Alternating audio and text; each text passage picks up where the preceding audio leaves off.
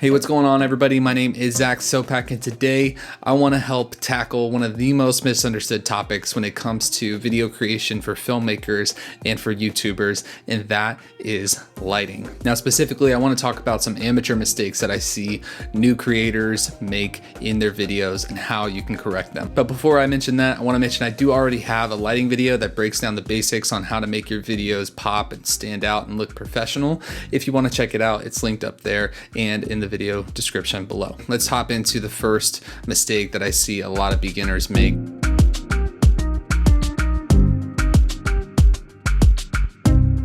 Light positioning actually makes a really big difference into the look and the feel of the professionalism of your videos. If you're looking to get more of a cinematic type look with your videos, then all you need to do is take that main light source and you just need to have it be 45 degrees off of the angle of your subject. And what this does is it implements what's called Rembrant lighting. Now, Rembrant lighting is very common in professional videos, cinematography, in Hollywood, and different things like that. And what it does is it employs a nice contrast, as in a separation between a brighter and a darker point on your subject. It's a really simple technique in its application, but when you use it properly, it really helps to elevate the overall quality and look of your videos to make it look more professional and less amateur.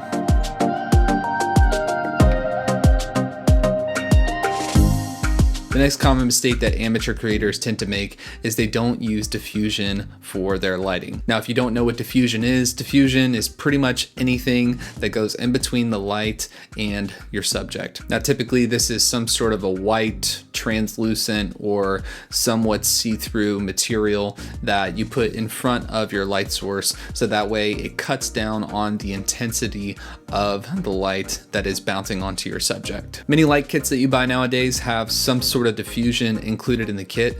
I know for less expensive ones, they use things like umbrellas, even some lights that come with these soft frosted silicone pieces that'll help cut down on the intensity of the light. Maybe you have a softbox, maybe you don't have any of that. If you don't, you could get something like one of these 5-in-1 reflectors that comes with a diffusion option.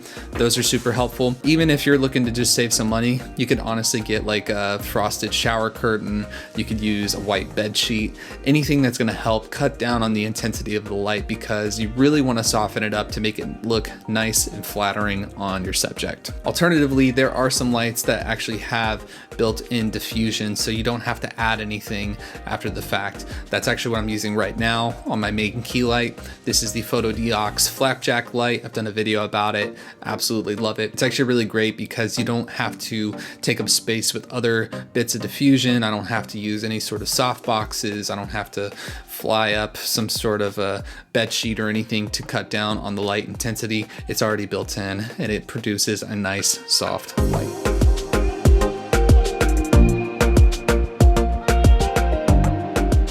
The next common lighting mistake that I see is actually having your light too bright.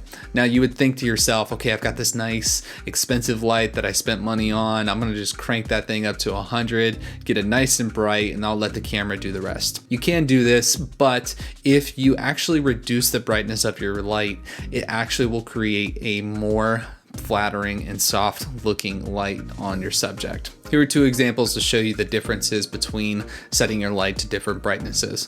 The first example, I have the light extremely bright and I have to raise my aperture in order to make sure that my skin is properly exposed, and I have my ISO as low as I could possibly set it. The second example has the light at a lower intensity and I'm using the aperture on my lens and I'm letting the camera's ISO add in the sensitivity to the light. And you can see the result is actually quite different.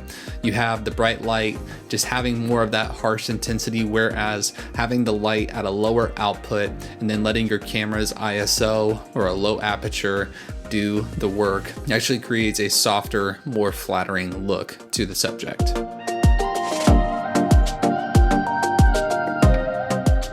The last common mistake that I see in videos is not so much to do with just the light, but your camera's relationship with the light when it comes to white balance. Every single video light produces a different type of temperature.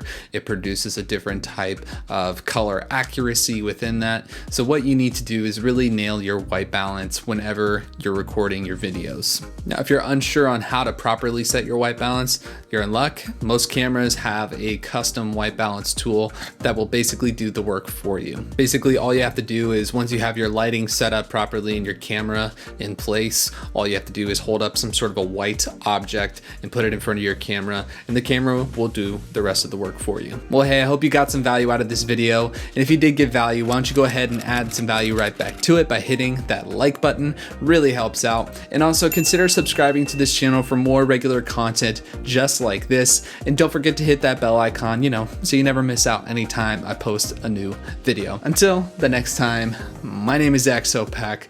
I'll see you in the next video. Peace.